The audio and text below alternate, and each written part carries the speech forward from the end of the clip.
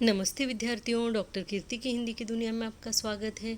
आज मैं आपके लिए कक्षा 9वीं हिंदी लोक भारती इसका अध्याय 9 वरदान मांगूंगा नहीं यह लेकर आई हूँ, जिसका आज हम स्वाध्याय देखने वाले हैं। इसका व्याख्या अर्थात एक्सप्लेनेशन वाला जो वीडियो है वो मैं ऑलरेडी अपलोड कर चुकी हूँ, तो आप एक्सप्लेनेशन के लिए डॉक्टर कीर्तिज हिंदी की दुनिया इस चैनल पर जाकर उस वीडियो को देख सकते हैं।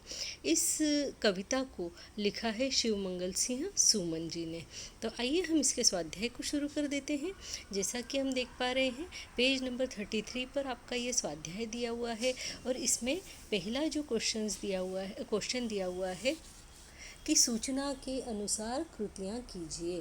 तो यहाँ पे ये हमको जो प्रश्न दिया हुआ है कि सूचना के अनुसार कृतियाँ कीजिए, इसके अंतर्गत क नंबर का क्वेश्चन है कि कवि इन परिस्थितियों में वरदान नहीं मांगना चाहते। तो नंबर 1, तिल तिल मरने की नौबत आने पर।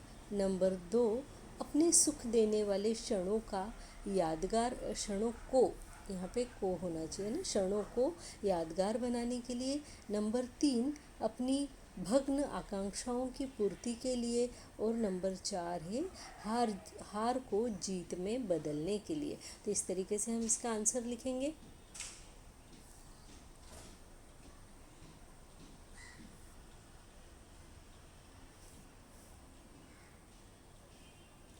ख नंबर का आपको क्वेश्चन दिया हुआ है, वो इस तरीके से है कि आकृति पूर्ण कीजिए। आकृति पूर्ण कीजिए के अंतर्गत जो हमें क्वेश्चन दिया है वह है सुखद स्मृति इनके लिए है। सुखद स्मृति किन के लिए है? तो प्रहरों के लिए है और दूसरा खंडहरों के लिए है। हम आगे वाले क्वेश्चन पे चलते हैं, देखते कवि भयभीत नहीं है, किसमें? हार में और जीत में। इस तरीके से हम इसके आंसर को लिखेंगे। आइए अगला क्वेश्चन देख लेते हैं। पद्य में पुनरावर्तन हुई पंक्ति को लिखिए। ये हमको यहाँ पे जो है क्वेश्चन दिया हुआ है कि पद्य में पुनरावर्तन हुई पंक्ति को लिखिए। आइए इसके उत्तर को देख लेते हैं हम लोग, कहाँ पे है। तो जो पद्य है अर्थात जो ये कविता है, इसके अंदर बार बार जो पंक्ति पुनरावृत्त हुई है, यानी बार बार आई है, वो है वरदान मांगूंगा नहीं। आइए नेक्स्ट क्वेश्चन को देख लेते हैं, और वो है रेखांकित वाक्यांश के स्थान पर उचित मुहावरा लिखिए। तो यहाँ पे हमको रेखांकित जो शब्द दिया हुआ है वह है रुग्णशैया पर पड़ी माताजी को देखकर मोहन का धीरज धीरे धीरे समाप्त हो रहा था। अब ये यहाँ पे हमें रेखांकित करके दिया हुआ नहीं है, लेकिन फिर भी हम इसके अंदर से देख सकते हैं कि धीरज धीरे धीरे समाप्त होना मतलब तिल तिल मिटना, ये इसका आंसर हो जाएगा। और यहाँ पे ये जो है, ये वाली अंडरलाइन जो है क्वेश्चन के अंदर होना चाहिए थी। ठीक है, आइए अगला क्वेश्चन देख लेते हैं। निम्नलिखित अशुद्ध वाक्यों को शुद्ध करके फिर से लिखिए। तो शुद्ध वाक्य हमें इधर लिखना है और ये अशुद्ध वाक्य हमें यहाँ पर दिए हैं कि लता कितना मधुर गाती है। हम इसको शुद्ध करके लिखेंगे कितना। अब यहाँ पे जो ये दिया हुआ है ना आपको कितनी, इस जगह पे जो है कितना शब्द आ जाएगा। ठीक है, उसके बाद में हम दूसरा क्वेश्चन देखते हैं। इसको मैं छोटा कर देती हूँ ताकि ये आपको पूरी तरीके से दिखाई दे।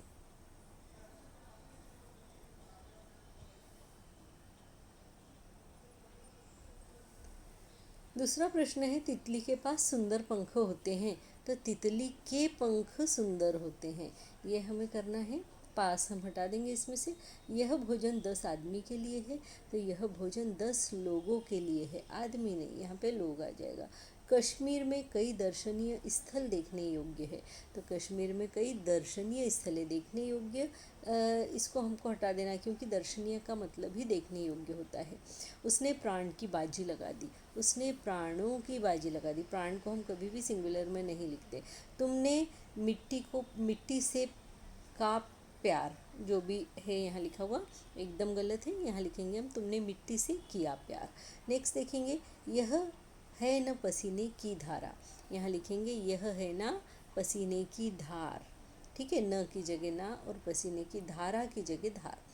आओ सिंहासन में बैठो, तो सिंहासन में नहीं बैठते, सिंहासन पर बैठते हैं, तो आओ उसके बाद में कॉमा लगाएंगे, सिंहासन पर बैठो। हम हंसो कि फूले फले देश, यहाँ पे इसका हम सही रूप लिखेंगे और वो इस तरीके से होगा, तुम हंसो ताकि फूले फले देश। यह गंगा का नवल धार 10वां, तो इसका लिखेंगे यह गंगा की है नवल धार। इस तरीके से हमने अशुद्ध वाक्यों को शुद्ध किया है। अब आप इसके शुद्ध रूप को भी इस तरीके से देख सकते हैं ताकि आपको समझ में आ जाए कि कैसे आपको लिखना है। ठीक है, इस तरीके से ये हो गया है।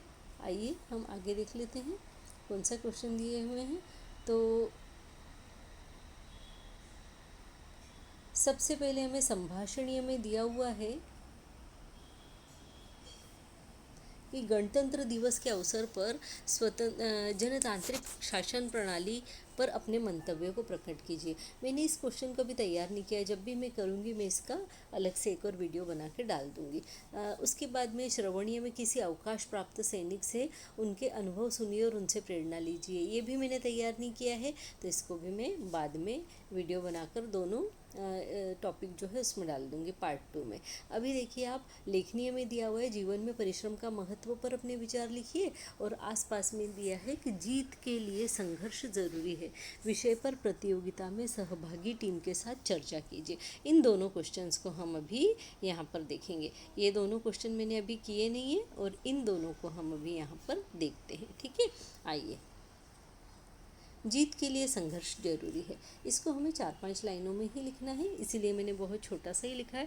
अगर ये निबंध के रूप में आपको लिखने के लिए आ जाता है तो आप इसको बड़ा करके थोड़ा सा अपनी तरफ से 4-5 और पॉइंट डाल के लिख सकते हैं। क्योंकि क्या है कि जो भी अपना मत लिखने के लिए, चर्चा करने के लिए जो भी टॉपिक दिए जाते हैं वे सारे टॉपिक आपको निबंध के रूप में भी आने की संभावना रहती है। आइए देखते हैं। मनुष्य अपने जीवन में कई तरह के सपने देखता है, पर उन सपनों को पूरा करना हर किसी के बस की बात नहीं होती है। जो व्यक्ति जीवन में संघर्ष करता है, अपनी मंजिल को प्राप्त करने की राह में आए हुए संकटों का सामना हिम्मत से करता है और लगातार संघर्ष करके आगे बढ़ता है, अंततः जीत उसी की होती है। आलसी व्यक्ति कभी भी जीवन में सफल नहीं होते हैं।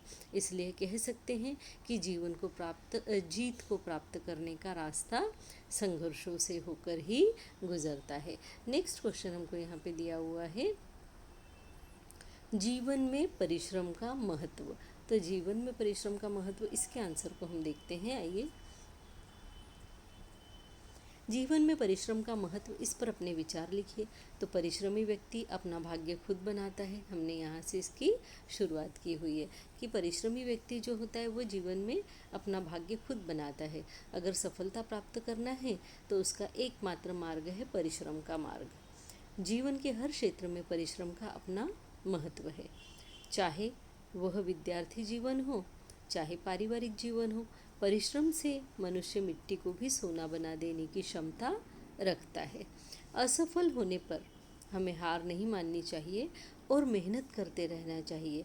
सफलता एक दिन ज़रूर प्राप्त होगी।